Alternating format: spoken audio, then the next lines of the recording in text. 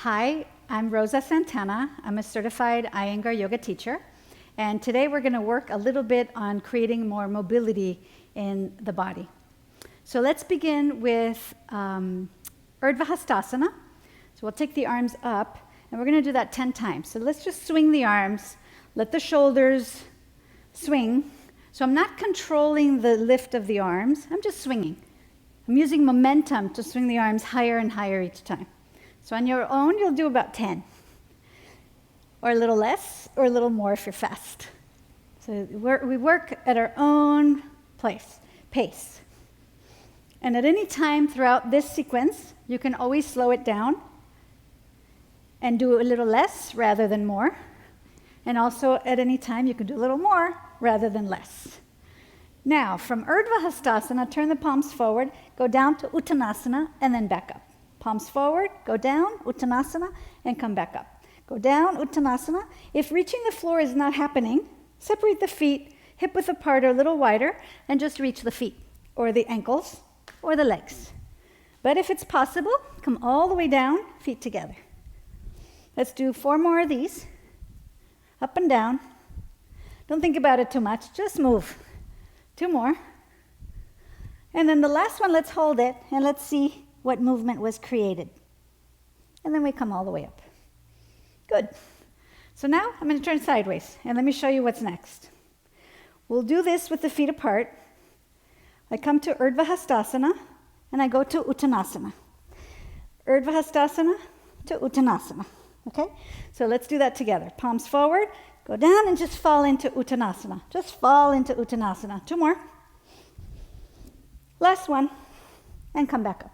Next, we go from Uttanasana to Adho Mukha Svanasana. Back to Uttanasana, back to Urdhva Hastasana. So Uttanasana, Adho Mukha Svanasana, Uttanasana, Urdhva Hastasana. If nothing else, you learn the names of the poses. So upward arms, Urdhva Hastasana.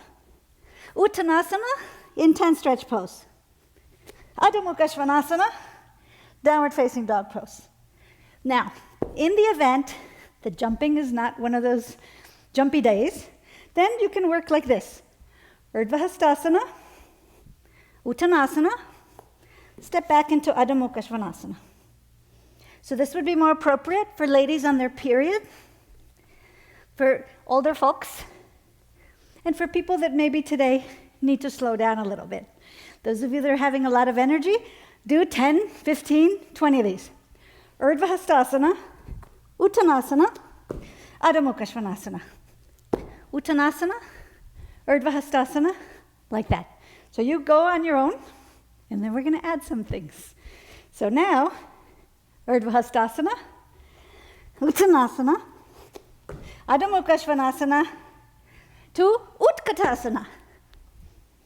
Then from Utkatasana, back to Adho Mukha Svanasana. Utkatasana, Adho Mukha Svanasana.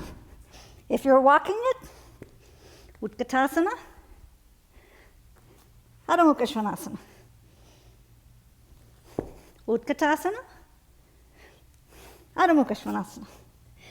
Otherwise, you're jumping. Utkatasana, Adho Mukha Svanasana. You can do as many as you want. 5, 10, 15, 20. Depends on the day. Next. We're adding to this, did you notice? Urdhva Hastasana, Uttanasana, Adho Mukha Svanasana, Utkatasana, Adho Mukha Svanasana, Udhita Trikonasana. Adho Mukha Svanasana, Udhita Trikonasana. So let's just do this transition. From Adho Mukha Svanasana, look between your thumbs, bend your knees a little, throw your right leg between your thumbs. Plant your left heel, go a little wider with your left leg. With your right hand on the floor, straighten the leg, turn the chest, take the arm up. And then turn the left heel out, palms on the floor, jump back, rest, or go into the next side. Jump, left foot, plant the right heel, straighten the left leg, turn the chest up. Adho Mukha Svanasana. Turn, both hands on the floor. Turn the right heel out. Jump back. You can always take a break here and breathe. Or go for it. Look between your thumbs. Jump. Plant the left heel. Straighten the right leg. Come into Trikonasana. If the right leg is not straightening, put your hand on the leg and straighten it. Then turn to the floor. Turn the left heel out. Jump back. Switch. Left leg. Plant the right heel. Straighten the left leg. Turn the chest. Arms up. Smile. And then come down. Jump back. Utkatasana. Adho Mukha Svanasana. Now Urdhita Parsva Dhanurasana. Side angle pose. Plant the heel. The leg stays low, the buttock stays low. Turn. Extend. Parsva to the side. Kona and angle. This is the side angle pose. Turn to the floor. Turn the left heel out. Jump back. Breathe. Left leg. Jump. Plant the right heel. Keep your left leg bent. Roll the right shoulder back. Extend the arm over the ear. Turn the chest to the ceiling. Go down.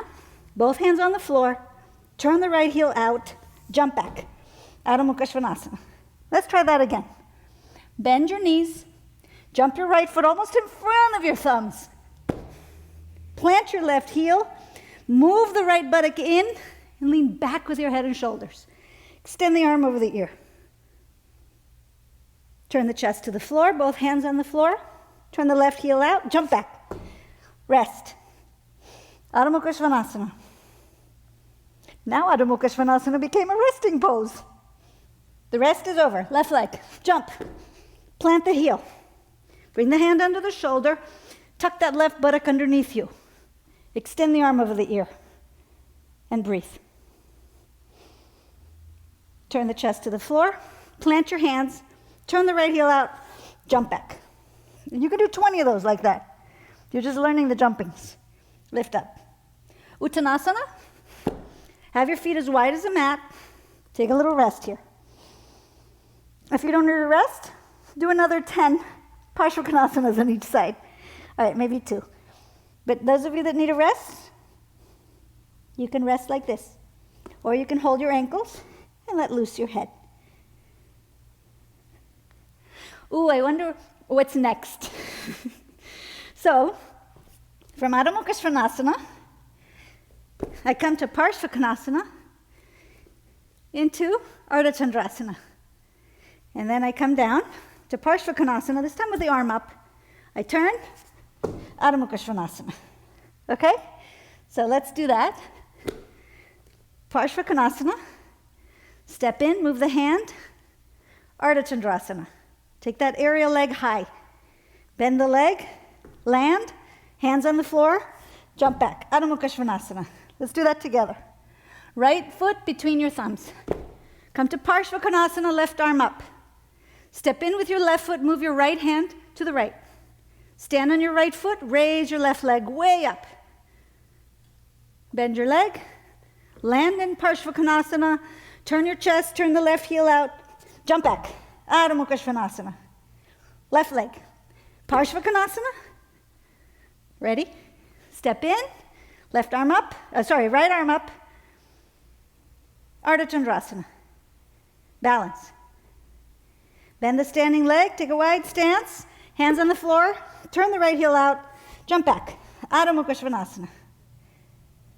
In Adho Mukha Svanasana, raise your pelvis, push your thighs back, let loose your head. Uttanasana.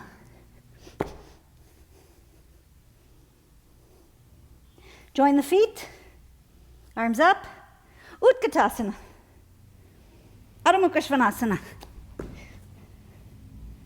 Urdhva-hastasana. Adho Mukha Svanasana. Urdhva-hastasana.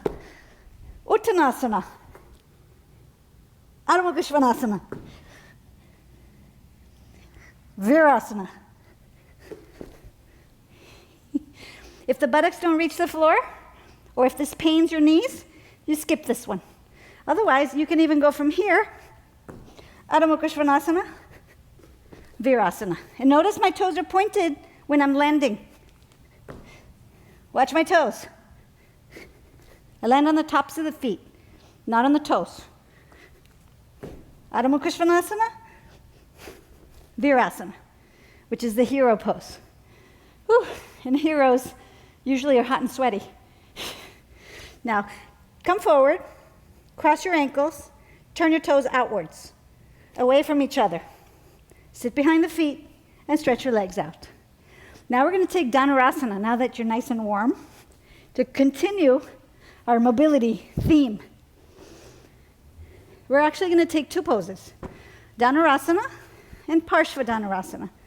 Now I'm putting a couple of blankets here because I have bony shoulders, and it's nice to have a little padding. So this is just for luxurious reasons. It's not really necessary. But, you know, if you can pamper yourself, why not? Dhanurasana means the bow, as in bow and arrow. So watch, this is what it looks like. I first take the front of my thighs away from my hips to make my legs long in the front groins. With my shoulders rolling back, I catch my feet. Rolling the shoulders back, I lift the legs. And my feet are actually pushing my hands away from the head. So my feet are pushing into the hands to open the chest. And then if possible, the legs go up. So that's Dhanurasana. Let's do that together 3 times. Are you ready? Okay, so first put your hands by your hip, by your chest. Take your one leg, lift it up minimally, just enough to roll the leg in and to make it long. Then do the other leg. Move the thigh away from the pelvis, roll in it a little bit. Now bend your legs and catch the feet. Roll the shoulders back to open the chest. Push your feet into your hands to lift up. And then lift up the thighs, any amount. And come down. Don't let go of the feet because we're going to do it 2 more times. Ready? Shoulders back. Lift your chest. Lift your feet. Put your feet into the hands and then lift them. When you breathe heavy, actually normal, but it'll feel like heavy, you might start rocking a little. Don't rock on purpose, but if the breath makes you rock, that's okay. So do it again. Roll the shoulders back, pick up your chest, push the feet into your hands, and lift up. And then release. To rest, turn your toes in and the heels out. Make a pillow with your hands. Put your forehead in that pillow. And give yourself a moment here of rest. Now while you're resting, watch. Next pose is Parsva Dhanurasana. So we just did Dhanurasana. Parsva means to the side. So this is the side bow. And it's a really, really great pose for creating more mobility in the shoulders. So watch. I extend the front of the thighs. I catch the feet. And I come into Dhanurasana. Now, I push the feet back and I rock onto one side. So my feet don't really come to the floor. My feet are moving away from my head. And I turn the chest to the ceiling. Then I come back to center. Rolling the shoulders back, I take my feet into the hands and lift up the knees. And then I go to the other side. Notice my feet are apart and the knees are apart. But I'm pushing the feet into my hands and sucking the tailbone into the body. And then I come out. Ready? Let's do it together. Roll the shoulders back. Take your feet into your hands and roll to the right side. Look up. Push the feet away from the buttocks and move your tailbone deep into the body. Come back. Roll the shoulders back, pick up your chest. Press the feet into the hands. Go to the other side. Head back, tailbone in. Keep your thighs rolling inwards as you push your feet away from your head. And come back. And then release. Rest with your toes in, heels out, forehead resting on the hands. Now I'm going to have you do a couple more. And I'm just going to pretend to be watching you. So lie on your belly, catch the ankles, if you can, if not the feet. Roll the upper arms out and pick up your chest. Pick up your chin. Now, take your feet away from the head, and now move your head towards the feet. Push the head towards the feet, lift up, roll to the right side. This time when you roll to the right side, keep your head moving towards the feet side, and keep your feet moving away from your head side. Roll out the left upper arm or the right upper arm, whichever one's on the top, and roll the front thighs inwards, pushing the feet back, sucking your tailbone into the body. Go a little further, and then come out. Pick up your knees again, roll to the other side. No break on this one. Roll, open the chest. And see if you can go further. Head towards the feet, feet away from the head. Push the feet away from the head, and be a bow string that's really getting taut and pulled. Do that. And then release. So this pose is really good because it massages your internal organs by you being on the floor, and you get a really good massage also in the breast tissue. Overall, it's a good pose also to improve our posture. So it's a good pose to practice. Next, we're going to take Shalabhasana. So the second blanket I remove. This blanket is really just for the pelvic region. Again, just for comfort, nothing else.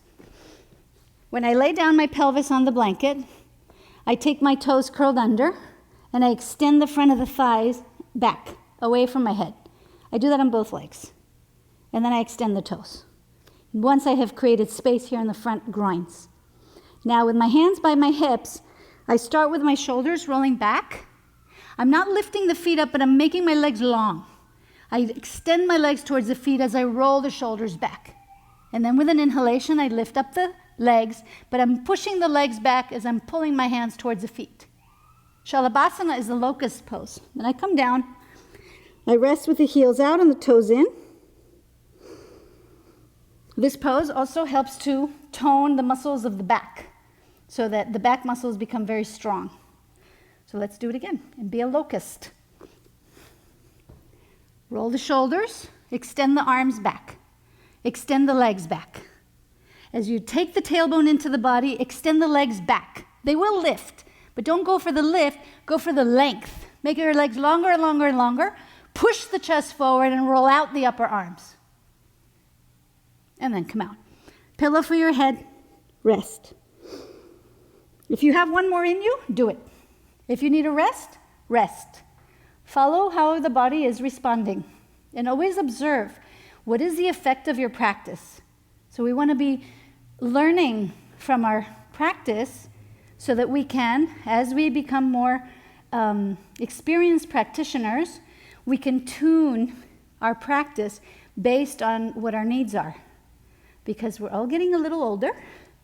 And so the more you practice now, and the more that you pay attention to how the poses are received by your body, then as we become older, life things get in the way, then we can adapt our practice based on what we need, not just necessarily on what, somebody else is teaching us, like today. So now, if you feel like you've had enough, then you can rest, take Shavasana. The rest of you, take your blanket and open it up on your mat. Again, this is just for luxurious comfort, nothing else. A little padding. It's kind of nice.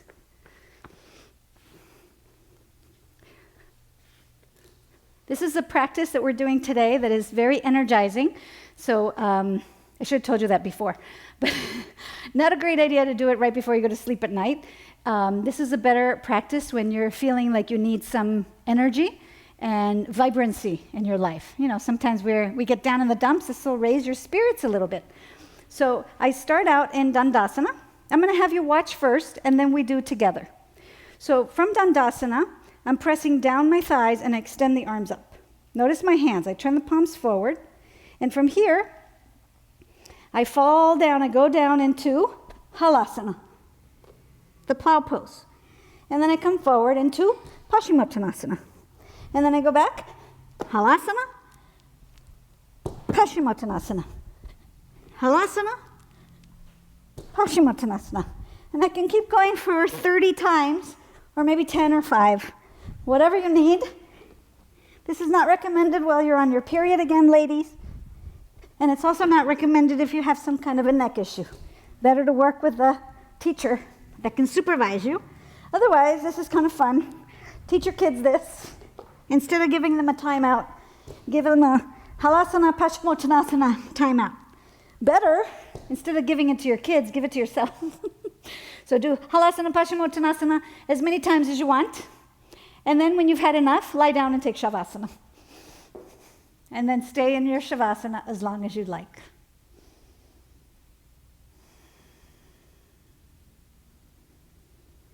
If you need a little extra time, stay there.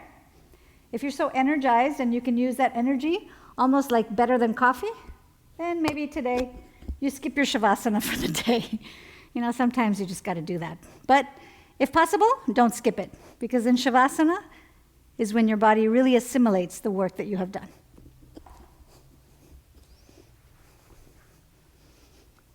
Thank you for your presence. Namaste.